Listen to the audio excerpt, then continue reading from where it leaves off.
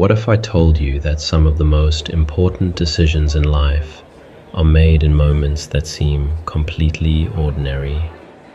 Not on battlefields, not before kings, not during miracles, but in the quiet moments when temptation whispers that immediate satisfaction is more valuable than a future blessing. Genesis chapter 25 marks the end of one great era and the beginning of another. A patriarch who walked with me for generations will complete his earthly journey. A promised family will continue to grow. Twin brothers will be born carrying the destiny of nations within them, and one impulsive decision will alter the course of biblical history forever. This chapter is not merely about birth and death. It is about legacy, inheritance, choices, and the unseen value of spiritual blessings. As Abraham entered the final years of his life, his story was drawing to a close. The man who left his homeland by faith, the man who believed my promises when they seemed impossible, the man who waited decades for Isaac, the man who climbed Mount Moriah, willing to surrender everything, now stood at the end of his earthly journey. Before his death, Abraham took another wife named Keturah. Through her, he fathered additional sons and established new family lines. Many nations would eventually emerge from these descendants. Yet Abraham remained faithful to the covenant I had established. He gave all that he had to Isaac. Why? Because Isaac was the son of promise. The covenant would continue through him. The blessings spoken beneath the stars, the promises of future nations, the inheritance of the covenant, all would pass through Isaac. Abraham gave gifts to his other sons and sent them eastward, not because he lacked love for them, but because my covenant purpose had been appointed through Isaac. Then the time came. Abraham died at 175 years of age. Pause for a moment and consider the significance of that life. He left everything familiar to follow my voice. He walked through seasons of doubt and seasons of faith. He experienced victories and failures. Yet through it all, he trusted my promises. Scripture says he died in a good old age, an old man, full of years. What a beautiful description. Not merely long life, a full life, a life lived with purpose, a life lived by faith, a life that helped shape the destiny of the world. Then something remarkable happened.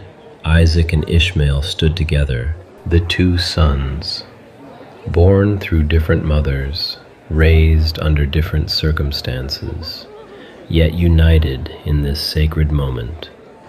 Together they buried their father beside Sarah in the cave of Machpelah, the very burial place Abraham had purchased years earlier in faith. There the patriarch rested. The chapter of Abraham's life had closed.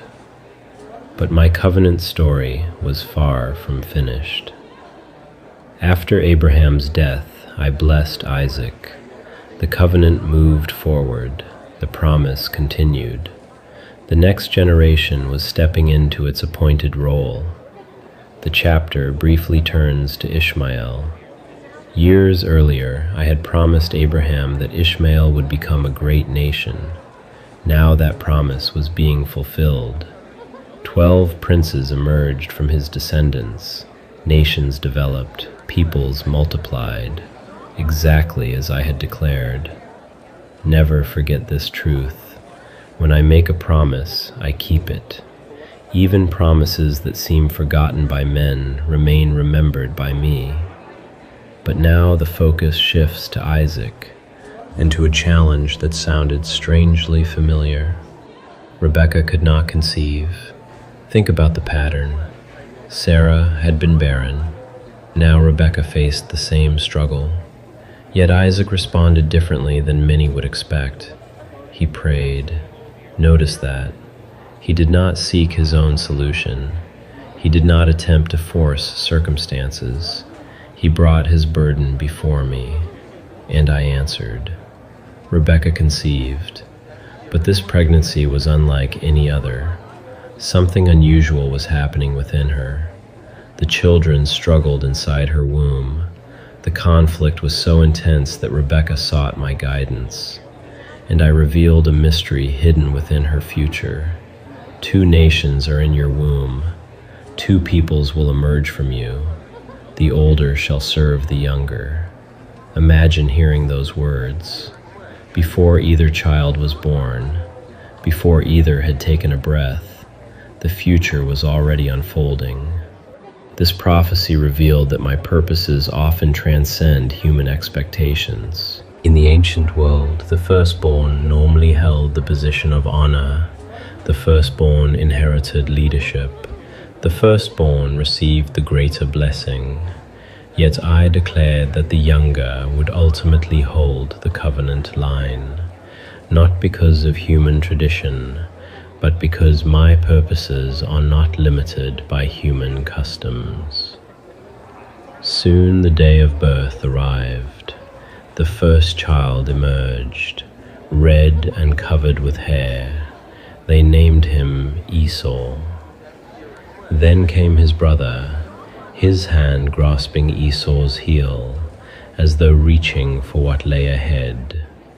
They named him Jacob. Even their births hinted at the future conflict that would shape their lives.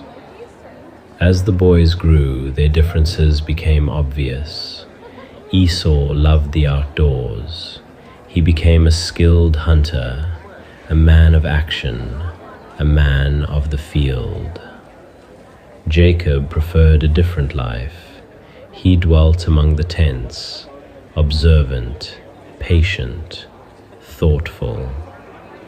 2 brothers, 2 personalities, 2 very different paths.